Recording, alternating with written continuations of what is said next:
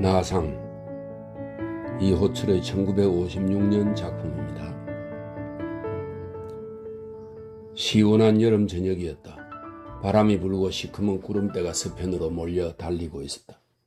그 구름이 몰려 쌓이는 먼 서편 하늘 끝에선 이따금 칼날 같은 번갯불이 번쩍이곤 했다. 이편 하늘의 별들은 구름 사이사이에서 이상스레 파릇파릇 빛났다. 달은 구름더미를 요리조리 헤치고 빠져나왔다가는 새로 몰려오는 구름더미에 추럽게도 휘감기곤 했다. 집집의 지붕들은 싸늘한 빛으로 물들고 대기에는 차가운 물기가 돌았다. 땅 위엔 차단한 정적이 흘렀다. 철과 나는 베란다 위에 앉아 있었다. 막연한 원시적인 공포 같은 소심한 감정에 사로잡혀 둘이 다 묵묵히 앉아만 있었다. 철은 먼 하늘가에 시선을 준 채 연방 담배를 피웠다. 이렇게 1시간쯤 묵묵히 앉았다가 철은 다음과 같은 얘기를 들려주었다. 형은 27살이었고 동생은 22살이었다. 형은 좀 둔감했고 위태위태하도록 솔직했고 결국 좀 모자란 축이었다. 해방 이듬해 38선을 넘어올 때 모두 긴장해서 숨조차 제대로 쉬지 못하는 판에 큰 소리로 아하, 이게 바로 그 38선이구나. 아하. 이래 나서 일행 모두의 간담을 서늘하게 한 일이 있었다. 아버지는 그때도 화를 내며 형을 쥐어박았고 형은 엉엉 울었고 어머니는 찔끔찔끔 울었다. 아버지는 애초부터 이 형을 단념하고 있었고 어머니는 불쌍해서 이따금 찔끔거리곤 했다. 물론 동생에 대한 형으로서의 체면이나 위신 같은 것을 조금도 생각하지 않았던 탓에 이미 철들자부터 형을 대하는 동생의 눈 언저리와 입가엔 늘 쓴웃음 같은 것이 어리어 있었으니 하얀 살갗의 좀 여인 얼굴에 이 쓴웃음의 동생의 오연한 성미와 잘 어울려 있었다. 어머니는 형에 대한 아버지의 단념이나 동생의 이런 투가 더 서러웠는지도 몰랐다. 그러나 형은 아버지나 어머니나 동생의 표정에 구애 없이 하루하루가 그저 태평이었다. 사변이 일어나자 형제가 다 군인의 몸이 됐다. 1951년 가을 제각기 놈들의 포로로 잡혀 놈들의 후방으로 인계돼 가다가 둘은 더럭 만났다. 해가 질 무렵 무너진 통천읍 거리에서였다. 형은 대뜸 울음을 터뜨렸다. 벌렁한 야전 점프에 맨머리 바람이었고 털럭털럭한 군화를 끌고 있었다. 동생도 한순간은 좀 흠칫했으나 형이 울음을 터뜨리자 난처한 듯 고의 외면을 했다. 형에 비해서는 주제가 좀 덜했고 초록색 작업복 차림이었다. 10월달 밤이라 꽤 선들선들했다. 멀리 초1의 밑에 태백산 줄기가 쓰늘이 뻗어 있었다. 형은 동생 곁에 누워 자꾸 쿨쩍거리기만 했다. 일행 모두가 잠들었을 무렵 경비병들도 사그라진 불 곁에 둘러앉아 잠이 들었다. 하늘 한복판으론 이따금 기룩기룩 밤기러기가 울며 지나갔다. 그제야 형은 울음을 그쳤다. 잠시 기러기 소리에 귀를 기울이는 듯 하더니 동생의 귀에다 입을 가져다 댔다. 벌써 기러기가 지나가누나이? 잠시 조용했다가 넌 어떡하다 이 꼬락서니가 된? 푸르기한 얼굴이 희죽 한번 웃었다. 난 잡힌 지 한 보름 됐다. 고향 삼방 얘긴 아예 입 밖에도 내지 마라. 날 형이라 그러지도 말고. 한참 후 형은 또 굴쩍굴쩍 울었다. 밤나무 가지 사이론 별들이 차갑게 깔려 있었다. 이튿날 새하얀 가을날 뱃속을 일행 70여 명은 걷고 있었다. 초조한 불안의 고비를 넘어서 이미 이 상태에 젖어있는 가라앉은 표정들이었다. 행렬에 막연한 침울한 살벌함 뿐만 아니라 고요함이 흘렀다. 언뜻 봐선 퍽 평화스럽게 보였다. 형제는 행렬의 중간점을 가지런히 서서 걸었다. 이 속에서 형은 주위에 대한 새록한 관심과 놀라움과 솔직성을 여전히 지니고 있었다. 벌렁한 야전 점프에 털럭털럭한 군화로 해서 그렇지 않아도 허술한 몰골이 더욱 허술해 보였다. 아하, 저 밤나무 굉장히 크다. 한 500년은 묵었겠다. 이젠 낮이 꽤 잘라졌구나. 야, 저 까마귀 떼들 봐라. 이러며 머리를 이리저리 주걱거렸다. 목소리도 퍽 뚜릿뚜릿했다. 그 모습도 웬 활발기를 띠고 있었다. 이러곤 곁에 있는 동생을 힐끔힐끔 곁눈질해 보았다. 그러나 동생의 하얗고 야윈 표정엔 싸늘한 고요함이 풍겨 있을 뿐이고 같이 끌려가는 다른 사람들은 이런 형을 물끄러미 건너다만 보고 둘레를 따르는 경비병들은 끼드덕거리며 웃었다. 저 새끼가 돌았나? 야, 너 몇 살이야? 27대수다. 고향이 어디야? 너 여기가 어딘 줄 알아? 형은 벌쩍 웃으면서 참 여기가 뭐라고 그러는 데입니까? 경비병은 발끈 썽을 내는 눈치다가 형의 표정을 보자 픽 웃어버리고 말았다. 이날 밤도 형은 동생 곁에 누워 간밤처럼 굴쩍굴쩍 울었다. 울면서 동생에게 넌 목석이다. 눈물도 없느냐? 집 생각도 안 나느냐? 모두 보고 싶지도 않느냐? 넌 이 꼬락서니가 그렇게도 마땅하니? 마땅해. 좋겠다. 장하다 이놈아. 이렇게 넋두리하고 있었다. 간밤에도 울긴 울었지만 그래도 좀 반가워하는 듯한 표정이 섞여 있었는데 이날 밤은 그러질 않았다. 시종 노여운 듯 부리부리해 있었다. 동생은 여전히 대답이 없다. 하늘 한가운데로 또 기러기가 울며 지나가고 먼 어느 곳에선 이따금 개짖는 소리가 들려왔다. 형은 후들짝 놀라며 야야 여기도 개가 짖누나이? 기러기가 또 지나가누나? 잠시 동안 형은 차분하게 가라앉는 눈치더니 또다시 굴쩍굴쩍 울기 시작했다. 이렇게 사흘째 되는 밤이었다. 밤이 어지간해서 또 형은 동생의 허리를 쿡 찌르곤 점프 포켓에서 웬 밥덩이 한 덩이를 꺼내며 벌쩍 웃었다. 초저녁에 한 덩이씩 얻어먹은 그 수수밥덩이였다. 어느새 반은 갈라서 어적어적 씹으며 자 묵어. 반은 동생에게 내밀었다. 동생의 좀 의아한 표정에 벌컥 성을 내듯 그러나 여전히 귓속말로 자 빨리 받으라 받아. 초저녁에 가만히 보니 몇 덩이 남을 것 같더구나. 그 앞에 지키고 섰다가 죽는 신용을 했어. 그 새끼 있잖니? 어제 낮에 날 보고 지랄하던 새끼. 그 새끼가 한 덩이 던져주더나? 먹는 것처럼 하고 슬쩍 잡아뒀다. 그 새끼가 길에도 기중 마음이 좀 낫이야. 이러곤 또 벌쩍 웃었다. 비로소 동생도 받아먹기 시작했다. 어느새 형은 다 먹어치우고 손가락을 쭉쭉 빨며 어때 좀 낫지? 행결 덜하지?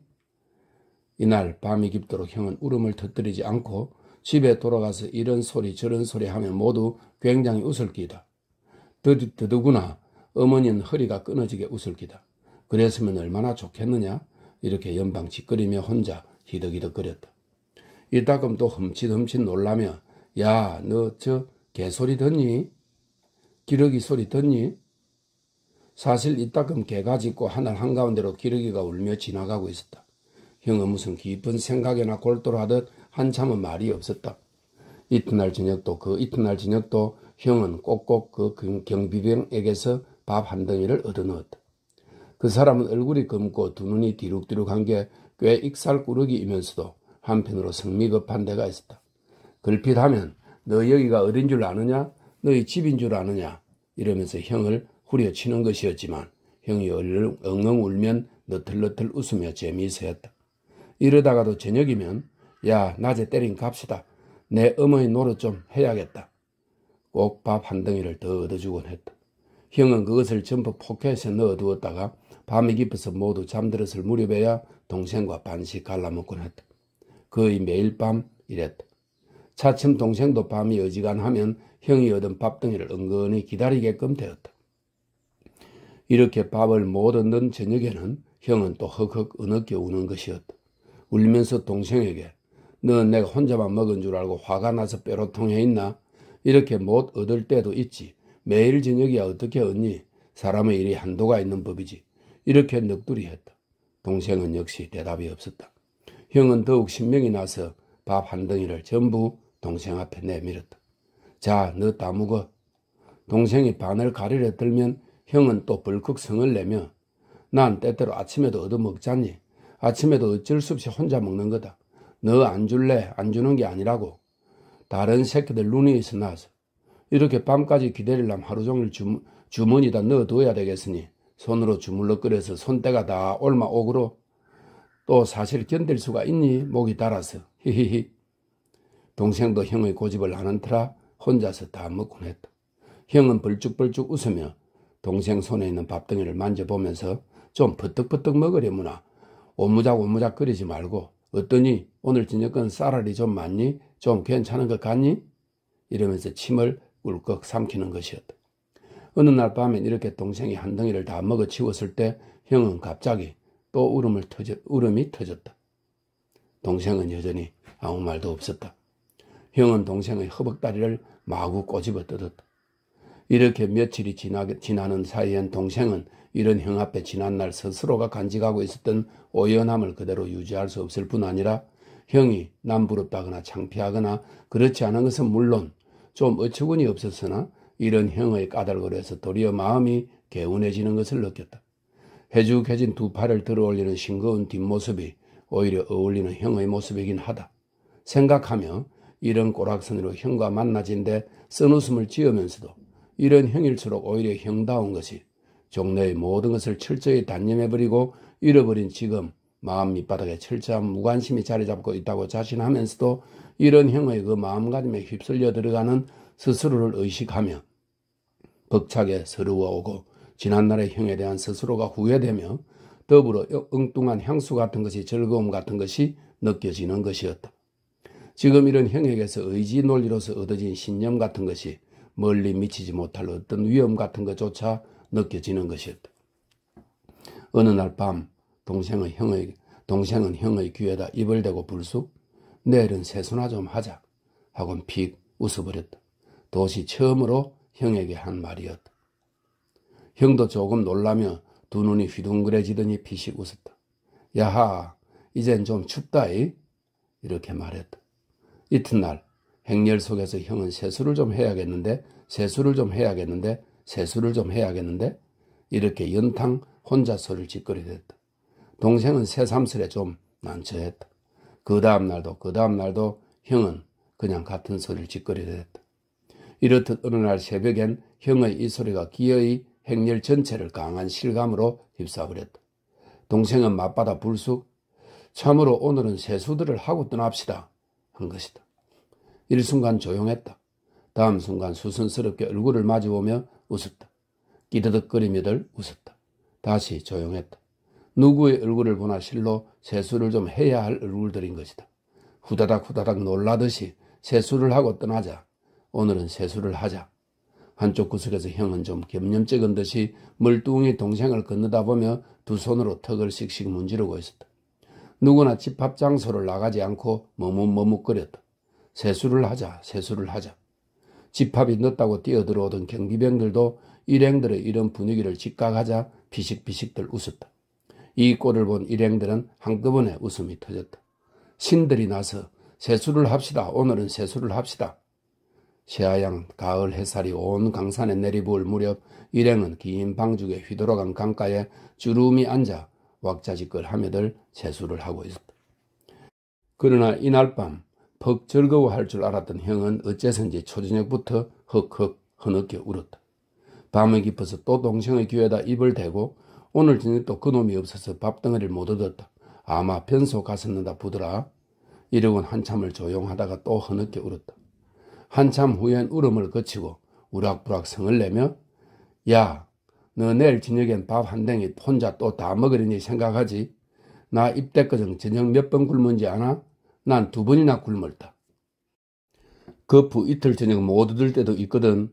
내일 저녁에 못 얻으면 난 또 굶으란 말이지. 그렇지? 동생은 어둠 속에서 그냥 물끄러미 형을 건너다만 보았다. 기어의 눈물이 두 볼을 흘러내렸다. 형은 동생이 우는 것을 처음 보자 두 눈이 휘둥그레져서 당황하며 머뭇거리더니 울지 마라 괜찮다. 오늘 세수도 했잖니. 하고는 도리어 제 편에서 더디 흐느끼고 있었다. 원산에 다다르자 경비병들은 모두 바뀌었다. 형에게 늘 밥덩이 하나를 더 얹어주던 그 사람은 형 곁으로 와서 익사를 피우며 야 섭섭하다 몸 조심해라. 형은 한쪽 입모서리를 실룩이며 머리만 한번 끄덕이더니 두 눈에 눈물이 글썽글썽해서 저 성함이 뭐라고 그럽니까? 나 네 사촌이다. 네 어머니도 되고. 하고 녀석은 너틀너틀 웃으며 어둠 속으로 사라져갔다. 형은 또 울었다. 밤이 깊도록 어머니까지 불러가며 엉엉 소리내어 울었다. 동생도 형 곁에서 남모르게 소리를 죽여 흐느껴 울었다. 그저 형의 서름과 울음을 따라 울 뿐이었다. 동생도 이렇게 울면서 어쩐지 마음이 조금 허무했다. 이날 밤에 감시는 밤새도록 엄했다. 바깥은 첫눈이 흩날리고 있었다. 형은 울음을 거치고 불쑥 야하 눈이 내린다 눈이 벌써 겨울이 다 됐네. 물론 감시병들의 감시가 심하니까 동생의 귀에다 입을 대지도 않고 이렇게 혼자 소리처럼 찌꺼렸다. 저것 봐 저기 에이 모두 잠만 자고 있네. 동생의 허리를 쿡쿡 찌르기만 하면서. 어느덧 양덕도 지났다. 하루하루도 수월이도 저물어갔고 겨울 하늘은 변함없이 푸르렀을 뿐이었다. 산도 들판도 눈에 덮여 있었다.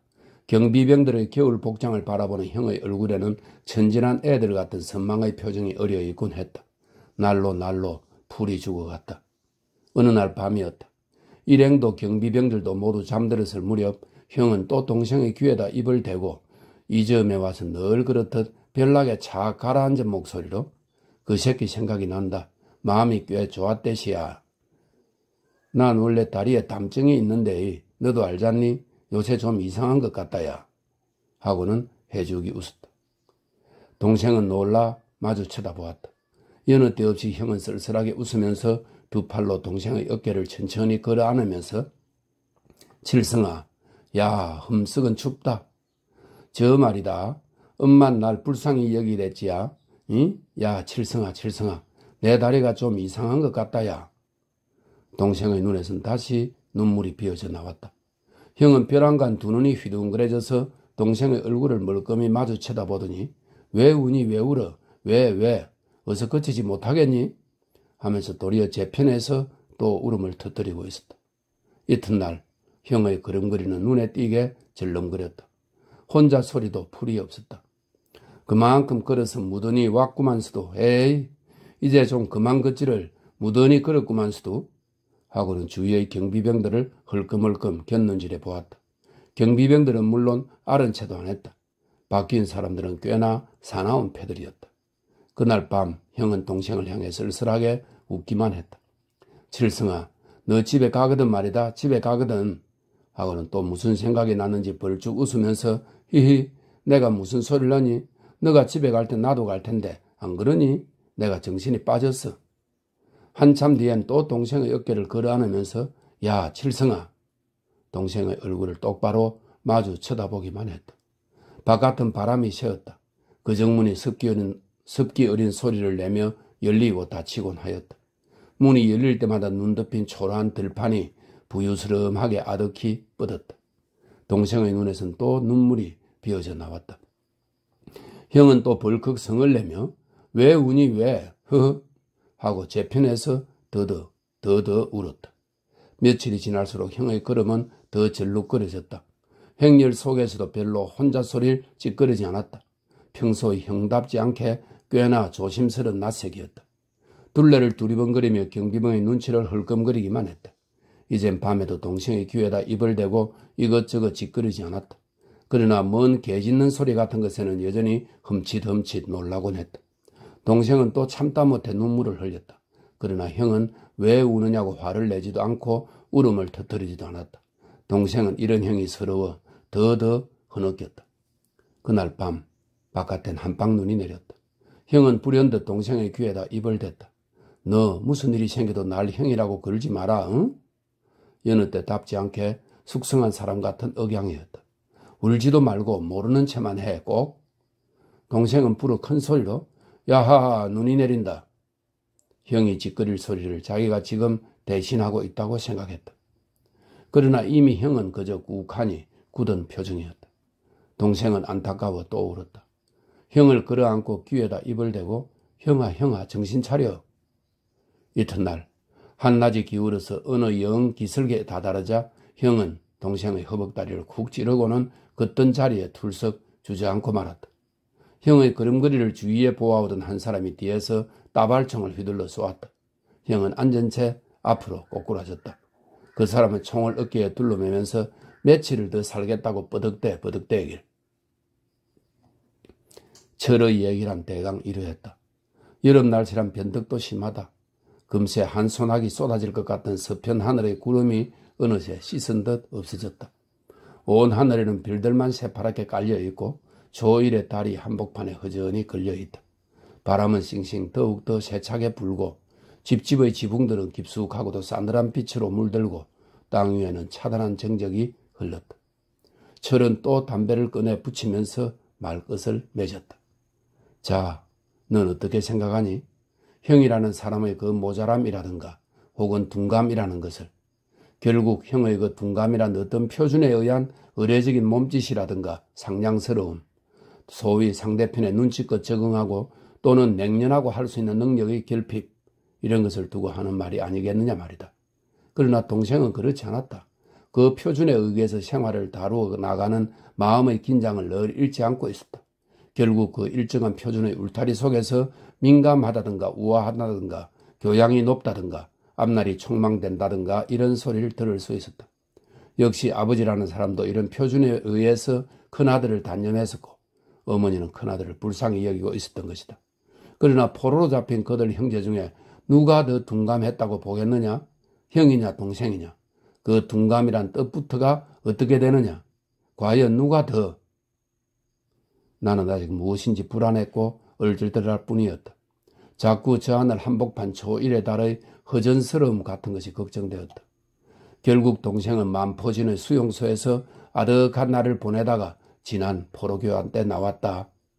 철은 갑자기 내 곁으로 바싹 다가앉으면서 이때까지 의존하는 생판 달은 조용한 목소리로 내 어릴 때 이름이 칠성이었다. 나는 두 눈이 휘둥그레졌으나 철의 입가에는 연한 조소 같은 것이 떠 있었다. 자, 나는 다시 이렇게 범연한 내 고장으로 돌아왔고 다시 그 오연함이란 것을 되찾아 입었다. 그런데 그전보다 좀 편편치 않다. 뒷받쳐야 할 의지라는 것이 자꾸 다른 것을 생각하기 때문이다. 나로서는 아마 손에 일는지도 모르지.